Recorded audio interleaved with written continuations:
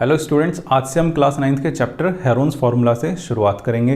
देखो, ये जो फार्मूला है हेरोन्स फार्मूला, ये भी किसी ट्रायंगल का एरिया कैलकुलेट करने का ही एक फार्मूला है। आपको इस चैप्टर में सिर्फ एक ही फार्मूला पढ़ना है, समझना है और इसी को अप्लाई करते हुए क्वेश्चंस को सॉल्व करना है। तो इसलिए ये चैप्टर काफ़ी स्कोरिंग भी हो जाता है। मैंने आपको कहा कि एरिया ऑफ ट्रायंगल निकालने का ही एक फार्मूला है हेरोन्स फार्मूला। तो आपके माइंड में एक छोटा सा क्वेश्चन उठेगा कि जो आज तक आपने फार्मूला किया है किसी भी ट्रायंगल का एरिया कैलकुलेट करने का, जो कि 1/2 into base into corresponding height होता है, वो क्या था।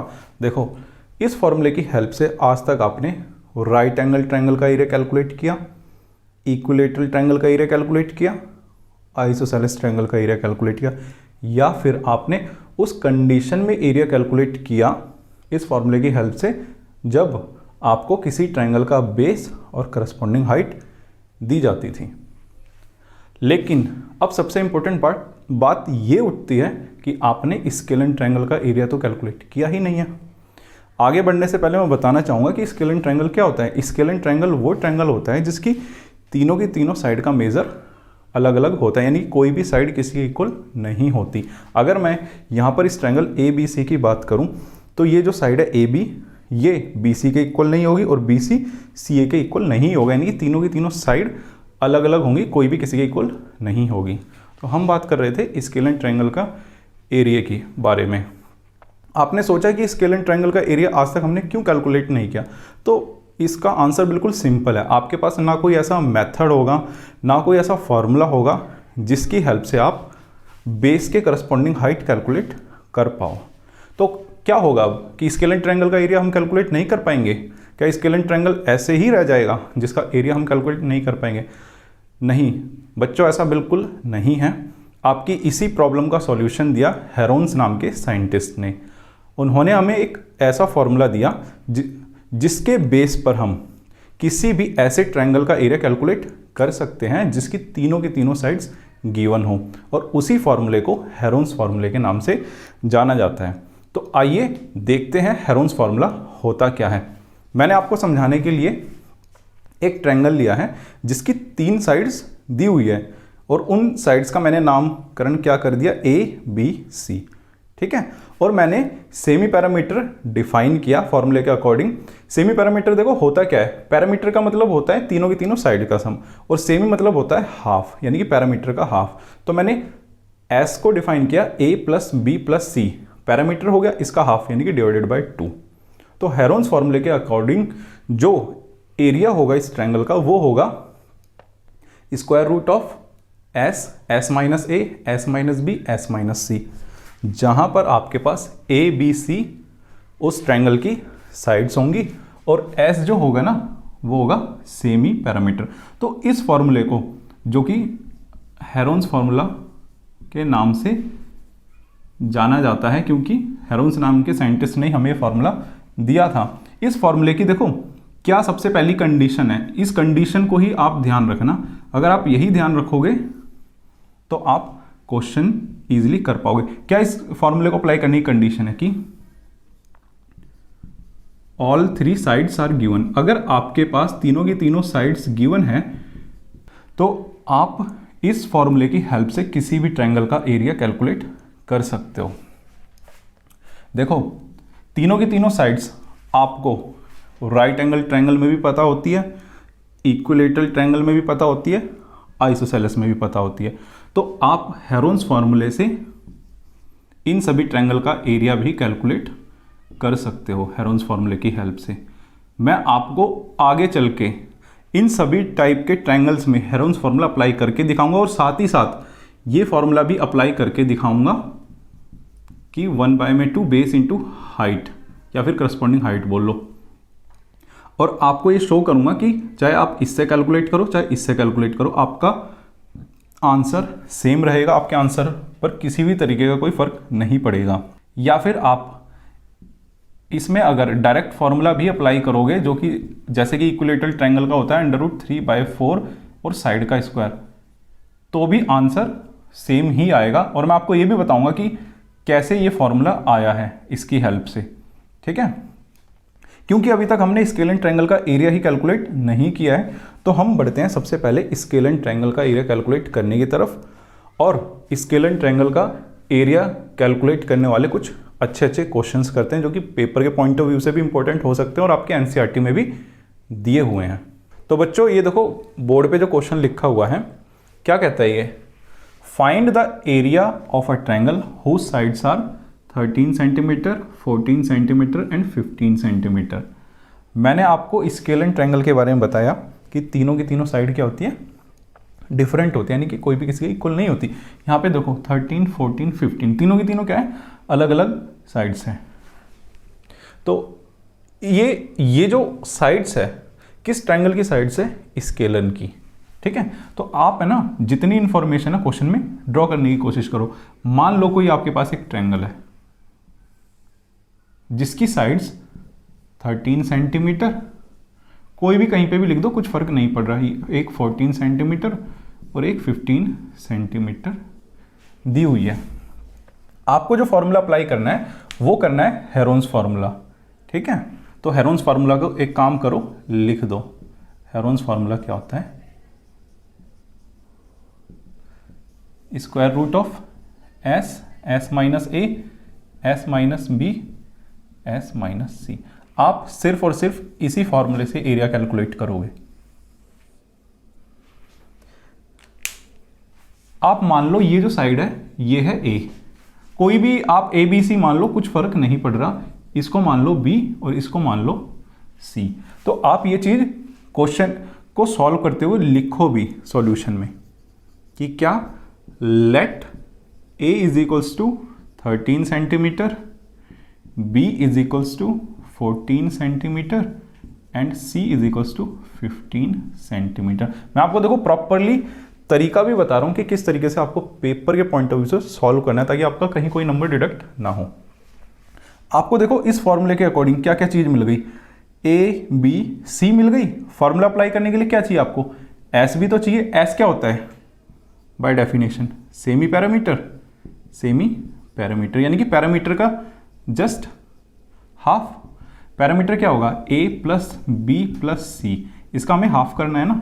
ठीक है, तीनों की तीनों साइड्स का सम, यानी कि हो जाएगा 13 प्लस 14 प्लस 15, यहाँ पे सेंटीमीटर लिख दो, सेंटीमीटर सेंटीमीटर डिवाइडेड बाय 2, ये हो जाएगा 42 डिवाइडेड बाय 2, यानी कि ये आ गया 21 सेंटीमीटर। तो आपके पास देखो सेमी पैरामीटर क्या आ गया, 21 सेंटीमीटर। आपके पास वो सारी की सारी चीज़ें आ गई जो कि आपको फॉर्मूला अप्लाई करने के लिए चाहिए। अब आप लिखो by Heron's formula, by Heron's formula.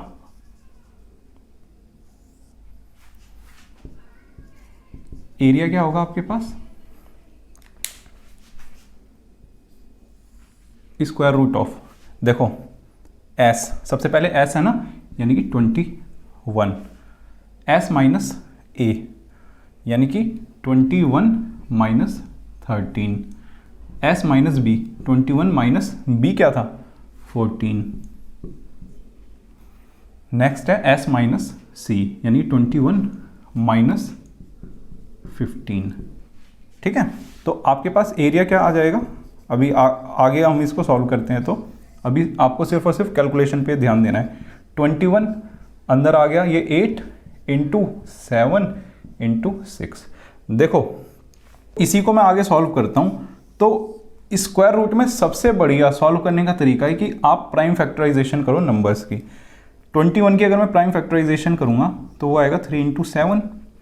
8 की अगर मैं प्राइम फैक्टराइजेशन करूँगा 2 इंटू 2 इंटू 2, 7 तो ऑलरेडी मेरे पास प्राइम नंबर है, और 3 की अगर मैं प्राइम फैक्टराइजेशन करूँगा 2 इंटू 3। अब क्या करो, आप जोड़े में नंबर को सर्च करो, आप जोड़े में नंबर को देखो। देखो 7 का जोड़ीदार ये है, ठीक है, 2 का जोड़ीदार इसके पास, यानी कि पेयर में ढूंढो आप नंबर्स को, पेयर बनाओ आप सिंपली। 7 का जैसे मैंने एक पेयर बना लिया, 2 का पेयर बना लिया, ये देखो 3 का पेयर बन गया, और ये जो बचा है 2 इसका भी पेयर बन गया। आप क्या करो, जो पेयर है उनमें से एक ही नंबर को बाहर लिखो। देखो जैसे 3 का ये पेयर है, इसमें से सिर्फ 3 को बाहर लिखो। 7 का पेयर है, एक ही बाहर लिखो। पेयर में से सिर्फ एक ही बाहर आएगा। यहाँ पर 2 का एक पेयर है तो 2 बाहर लिखो। एक पेयर यहाँ पे है तो इस 2 को बाहर लिखो। आपके पास यही सॉल्व करा के आएगा 21 × 4 यानी कि 84। देखो आपके पास जो ट्रायंगल की साइड्स थी वो सेंटीमीटर में थी ना, एरिया हमेशा स्क्वायर यूनिट में निकलता है, तो एरिया आ जाएगा 84 सेंटीमीटर स्क्वायर। सेंटीमीटर स्क्वायर ज़रूर लगाना वरना नंबर ज़रूर कट जाएंगे। अगर किसी बच्चे को हल्की सी कंफ्यूजन हो रही हो कि पेयर में एक नंबर क्यों बाहर आएगा, तो स्क्वायर रूट वाला कॉन्सेप्ट ज़रूर आपने पढ़ा होगा कि स्क्वायर रूट का मतलब होता है, मैं आपको सिंपल बता देता हूँ, 2 × 2 की पावर ये होता है 1/2। ये देखो 2 की पावर 2 लिखी हुई है ना, ये यहाँ पे आएगा 1/2। जब अगर मैं इसी को आगे सॉल्व करूँगा, ये 2 है, ऊपर पावर क्या हो जाएगी मल्टीप्लाई, तो ये 2 से 2 कट जाएगा, 2 की पावर 1, तो ये क्या आ जाएगा 2। इसीलिए हमेशा पेयर में से एक ही नंबर बाहर निकलता है। तो ये देखो आपका एरिया आ गया। बच्चों अब हम उन क्वेश्चंस की तरफ बढ़ते हैं जो कि आपके एनसीईआरटी में दिए हुए हैं और पेपर के हिसाब से कहीं ना कहीं पॉइंट ऑफ व्यू से इंपॉर्टेंट क्वेश्चंस बनते हैं। तो देखो ये जो क्वेश्चन मैंने लिखा है आपके सामने, ये एनसीईआरटी का क्वेश्चन है और सबसे पहले ये एग्जाम्पल है, एग्जाम्पल नंबर 1। क्या कहता है ये क्वेश्चन?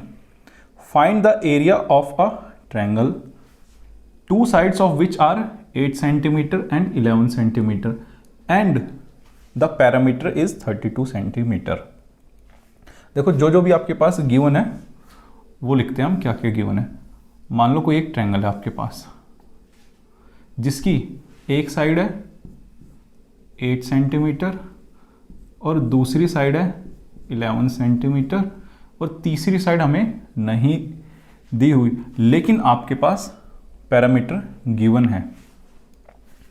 आप एक काम करो, ट्रायंगल की साइड्स मान लो ये ए है, ये बी है, ठीक है, और जो कैलकुलेट करनी है आपको साइड या फिर जो नहीं दी हुई साइड आप उसको मानो सी। अब देखो ये जो चीज आपने लिखी है यहां पर, इसको आप लैंग्वेज फॉर्म में लिखो क्योंकि तभी आपको नंबर्स मिलेंगे। लिखो आप let A is equals to 8 centimetre, B is equals to 11 centimetre and C be the sides of a triangle। आपके पास पैरामीटर क्या गिवन है 32 सेंटीमीटर। पैरामीटर का मतलब क्या होता है? तीनों की तीनों साइड्स का सम। तो आपके पास a plus B plus C given है ना, वो क्या है 32 सेंटीमीटर। a और b की वैल्यू यहां पुट करो, आपके पास c की वैल्यू आराम से आ जाएगी। तो 8 + 11 + c क्या है 32 सेंटीमीटर। इसका मतलब ये आ जाएगा 8 + 11 क्या हो जाएगा 19 + c is equals to 32 centimetre. ये सेंटीमीटर में ही लिखो, ये भी सेंटीमीटर में और ये भी सेंटीमीटर में। तो c की वैल्यू क्या आ जाएगी 32 - 19, ये आ जाएगा आपके पास 13। c की वैल्यू आपके पास आ गई 13 सेंटीमीटर। अब देखो c आपके पास आ गया 13 सेंटीमीटर। आपसे पूछा क्या गया है एरिया ना। ये कौन सा ट्रायंगल बना स्केलिन ट्रायंगल। स्केलिन ट्रायंगल का एरिया कैलकुलेट करने का क्या फॉर्मूला है आपके पास? सिर्फ और सिर्फ एक ही फॉर्मूला है जो कि हेरोन्स फॉर्मूला है। तो अब हम क्या करने वाले हैं, एरिया निकालने के लिए हेरोन्स फॉर्मूला यूज करने वाले हैं। हेरोन्स फार्मूला यूज करने के लिए आपको क्या क्या चाहिए, ए बी सी तो है ही, आपको सेमी पैरामीटर भी चाहिए ना।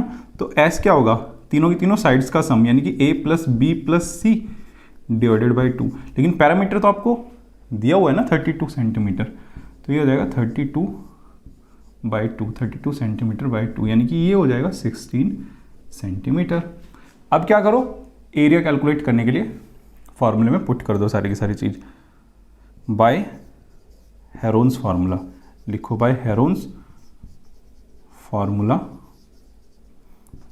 आपको पता है एरिया क्या होता है, square root of S, S minus A, S minus B, S minus C, यही होता है ना। सारी की सारी चीज़ें यहाँ पर पुट कर दो, ये आ जाएगा। देखो एस आपके पास है 16, एस माइनस ए 16 minus 8, 16 minus 8, next 16 minus 11, 16 minus 11, next आएगा सी, सी आपके पास है 13, यानी कि ये हो जाएगा, ये स्क्वायर रूट कुछ ज़्यादा ही ऊपर चला गया, ये आ जाएगा 16 माइनस 13, ठीक है। अब देखो इसी को मैं आगे सॉल्व करता हूँ, तो ये आ जाएगा यहाँ पर 16 इंटू 8 इंटू 5 इंटू 3। अब देखो यहाँ पर है ना, इसको सॉल्व करने के कुछ ट्रिक्स है। आप चाहो तो बड़े बड़े फैक्टर्स भी पेयर में ढूंढ सकते हो, जैसे कि मुझे पता है कि 16 को मैं लिख सकता हूँ 8 इंटू 2, ठीक है। तो एक पेयर तो ये बन ही गया ना, तो जो पेयर बन गया उसको आप हाथों हाथ बाहर लिख लो। पेयर में से एक नंबर हमने बाहर लिख लिया, अंदर क्या बचा, देखो अंदर कोई और पेयर बन रहा है। अंदर 16 में 8 इंटू 2 था, तो 2 बचेगा ना, इंटू 5, और यहाँ पर बचा 3। देखो अब कुछ बाहर नहीं निकल रहा है, तो आप डायरेक्टली लिख दो आंसर, 5 से 15 दूनी 30, 8 square root of 30 centimetre square. लेकिन अगर किसी बच्चे को इस स्टेप में कन्फ्यूजन है, तो एक काम और कर सकता है, वो प्रॉपर प्राइम फैक्टराइजेशन कर सकता है। 16 का अगर मैं प्राइम फैक्टराइजेशन करूंगा 2 इंटू 2 इंटू 2 इंटू 2 होगा, 8 का करूंगा तो 2 इंटू 2 इंटू 2 होगा, ये हो गया 16 का प्राइम फैक्टराइजेशन, ये हो गया 8 का। 5 खुद एक प्राइम नंबर है, 3 खुद एक प्राइम नंबर है। देखो कितने पेयर बने, ये बन गया एक पेयर, तो क्या करूंगा मैं, एक पेयर में से एक बाहर लिख लिया, ये बन गया दूसरा पेयर, ये मैंने पेयर में से एक बाहर लिख लिया, ये बन गया तीसरा पेयर, तो ये मैंने तीसरा भी बाहर लिख लिया। अंदर क्या बचा, देखो इनका कोई पेयर नहीं बन रहा है, तो अंदर बचेगा 2 इंटू 5 इंटू 3। यही सॉल्व कर आके आएगा 2 इंटू 2 4, 2 जा 8, ये आ जाएगा 8 square root of 30 centimetre square. देखो कितना इजी सॉल्यूशन है, और ये पेपर के पॉइंट ऑफ व्यू से भी कहीं ना कहीं इंपॉर्टेंट क्वेश्चन है। इसीलिए देखो मुझे पता है कि बच्चे कहीं ना कहीं कैलकुलेशन में ही अटकते हैं, इसलिए मैं इस चैप्टर में हर एक क्वेश्चन को प्रॉपरली सॉल्व कराने की कोशिश करूंगा, ताकि आपकी जो कैलकुलेशन वाला पार्ट है, जो उसमें कन्फ्यूज़न है, कहीं पर भी कोई प्रॉब्लम ना आए। तो बच्चों अब बढ़ते हैं नेक्स्ट क्वेश्चन की तरफ। बच्चों ये जो नेक्स्ट क्वेश्चन मैंने लिखा है, ये आपको एनसीईआरटी में एक्सरसाइज 12.1 में क्वेश्चन नंबर 4 मिल जाएगा। देखो जो हमने अभी लास्ट क्वेश्चन किया, बिल्कुल सेम टू सेम वही क्वेश्चन है ये, सिर्फ और सिर्फ यहाँ पर साइड्स चेंज कर दिया और साइड्स के अकॉर्डिंग पैरामीटर भी चेंज हो गया है। लेकिन मुझे पता है कि बच्चे कैलकुलेशन में गलती करते ही करते हैं, इसीलिए चाहे बिल्कुल सेम क्वेश्चन था जो लास्ट मैंने कराया था, मैं इसको भी कराऊंगा, लेकिन इस बार थोड़ा लैंग्वेज को अवॉइड करेंगे, डायरेक्टली कैलकुलेटिव पार्ट की तरफ फोकस करेंगे, क्योंकि लैंग्वेज मैंने आपको लास्ट क्वेश्चन में लिखवाई दी है। देखो क्या कहता है ये क्वेश्चन, फिर भी एक बार रीड कर लेते हैं हम। Find the area of a triangle. आपको ट्रायंगल का एरिया कैलकुलेट करना है, ठीक है। आपको पता है area of a triangle calculate करने के दो ही फॉर्मूले, 1/2 बेस इंटू करस्पॉन्डिंग हाइट या फिर हेरोन्स फार्मूला, ठीक है। अगर हम यहाँ इस चैप्टर में हेरोन्स फार्मूले की बात करें तो सिर्फ और सिर्फ आपको हेरोन्स फार्मूला पर ही फोकस रखना है, क्योंकि पेपर में आपको इस चैप्टर के अंदर अगर कोई भी क्वेश्चन आता है इस चैप्टर से, तो आपको सिर्फ और सिर्फ हेरोन्स फार्मूला ही अप्लाई करके आना है। देखो 2 sides of which are 18 centimetre 10 centimetre. किसी ट्रायंगल की आपको 2 साइड दी हुई है, जैसे कि पिछले क्वेश्चन में भी था, एंड पैरामीटर 42 सेंटीमीटर पैरामीटर दिया हुआ है। यानी कि आपको किसी ट्रायंगल की 2 साइड दी हुई है, मान लो किसी भी साइड को मान लो, कुछ फर्क नहीं पड़ रहा, किसी भी साइड को 18 मान लो, 10 मान लो, कुछ फर्क नहीं पड़ रहा, ठीक है। 2 साइड दी हुई है, मान लो ये साइड ए है, ये साइड बी है और ये साइड सी है। आपको हेरोन्स फार्मूला अप्लाई करने के लिए क्या चाहिए, देखो तीनों की तीनों साइड पता होनी चाहिए और आपके पास सेमी पैरामीटर दिया होना चाहिए। आपके पास पैरामीटर तो है ही, इसका आप हाफ कर दोगे तो एस तो आपके पास आ ही जाएगा, लेकिन तीसरी साइड भी तो हमें कैलकुलेट करनी है ना फार्मूला अप्लाई करने के लिए। तो तीसरी साइड देखो कैसे निकालेंगे। आपको पता है पैरामीटर आपको क्या गिवन है 42, और पैरामीटर होता क्या है a प्लस बी प्लस सी, यही होता है ना। तो a प्लस बी मैं डायरेक्टली लिख देता हूँ यहाँ पे, ये होगा 18 प्लस 10 प्लस सी, यही होगा। तो c आपके पास आ जाएगा, ये हो जाएगा 28 और 42 में से 28 माइनस होंगे तो ये हो जाएगा 14 सेंटीमीटर। आपके पास देखो तीसरी साइड आ गई 14 सेंटीमीटर। अब देखो तीनों की तीनों साइड है, हेरोन्स फार्मूला अप्लाई करने के लिए क्या कंडीशन होनी चाहिए, सिर्फ और सिर्फ अगर आपको तीनों की तीनों साइड पता है तो आप एरिया कैलकुलेट कर सकते हो। तीनों की तीनों साइड आपको पता चल गई। नेक्स्ट आएगा सेमी पैरामीटर। सेमी पैरामीटर क्या होता है, तीनों की तीनों साइड्स का सम डिवाइडेड बाय 2। ये तो आपके पास दिया हुआ है ना 42, या तो फिर आप ऐसे भी कैलकुलेट कर सकते हो 18 प्लस 10 प्लस 14 सेम ही आएगा। यह आ जाएगा 42 डिवाइडेड बाय 2, यह आ जाएगा 21 सेंटीमीटर। अब आप बाय हेरोन्स फार्मूला लिखो, बाय हेरोन्स फार्मूला जो आपके पास है एरिया वो क्या होगा स्क्वायर रूट ऑफ एस आपके पास क्या है 21, एस माइनस ए यानी कि 21 minus A 18, S minus B 21 minus B क्या था 10, नेक्स्ट 21 यानी कि एस माइनस सी आपके पास 14। इसी को आप आगे सॉल्व करोगे तो ये आएगा आपके पास 21 इंटू 3 इंटू 11 इंटू 7। अब एक काम करो, आप प्राइम फैक्टराइजेशन करो जो भी अंदर लिखा हुआ है, यानी कि जो प्राइम नंबर है उनको तो छोड़ ही दो आप, जो प्राइम नहीं है जो कॉम्पोजिट है उनका प्राइम फैक्टराइजेशन करो, क्योंकि कॉम्पोजिट नंबर का ही प्राइम फैक्टराइजेशन होता है। 21 का अगर मैं प्राइम फैक्टराइजेशन करूँगा तो ये आ जाएगा 3 इंटू 7 और बाकी को एज इट इज़ लिख दो 3 इंटू 11 इंटू 7। ये स्क्वायर रूट पीछे नहीं रहना चाहिए।